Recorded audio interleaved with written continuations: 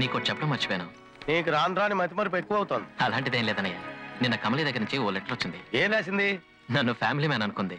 అలాగా? నా భార్య పిల్లని తీసుకుని వీలైతే ఊటీకి రమ్మంది. ఇలాంటి ఉత్తరాల రాకపోకలు చివరికి ఇద్దరిని ప్రేమలో పడేస్తాయి. అదేం కాదన్నయ్య. అయితే లెటర్ రాయడం అని.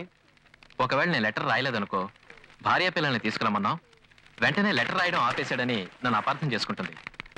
ఈ లెటర్కు రిప్లై రాశాననుకో, తన అనుమానం తీరిపోతుంది.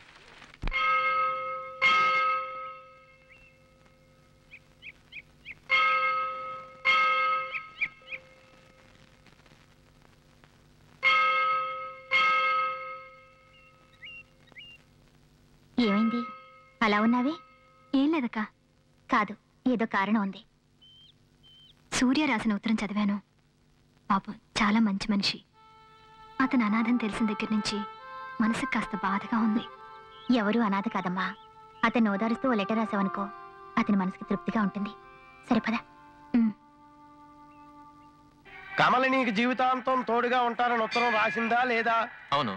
ఒక వయసులో ఉన్న ఆడపిల్ల జీవితాంతం నీకు తోడుగా ఎలా ఉంటుంది? బోలో తుమ్ బోలో. అర్థమయ్యేటట్టు చెప్పనయ్యా.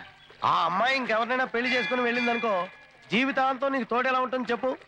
అన్నయ్య కన్ఫ్యూజ్ చేయకు. నేనే చేసిందే. నువ్వు పని చేయి, ఆ అమ్మాయికి లెటర్ రాసి తూ మేరా ప్యార్ కర్తా హై నహీ అని అడిగాయి.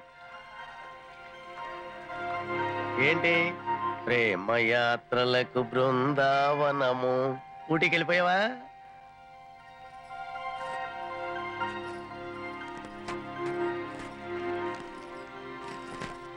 కుమారి కమలి గారికి సూర్య వ్రాయినది. మీ ఉత్తరం చదివాను, నివ్వెరపోయాను. జీవితంలో ఎవరూ అనాథ కాదు, చివరిదాకా నేను మీకు తోడుగా ఉంటానని రాశారు. చివరిదాకా తోడుగా భార్య మాత్రమే. అలాంటప్పుడు మీ జీవితంలో నాకు చోటివ్వాలని నిర్ణయించుకున్నారా? లేక నా మీద మీకు సానుభూత? వెంటనే ఇది సానుభూతో లేక ప్రేమో వివరిస్తారని నేను ఎదురు చూస్తూ ఉంటాను. ప్రియమైన సూర్య.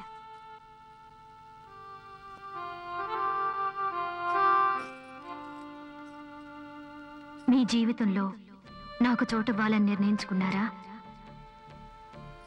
లేక నా మీద మీకు సానుభూత? వెంటనే ఇది సానుభూతో లేక ప్రేమో వివరిస్తారని నేను ఎదురు చూస్తూ ఉంటాను. అయ్యో,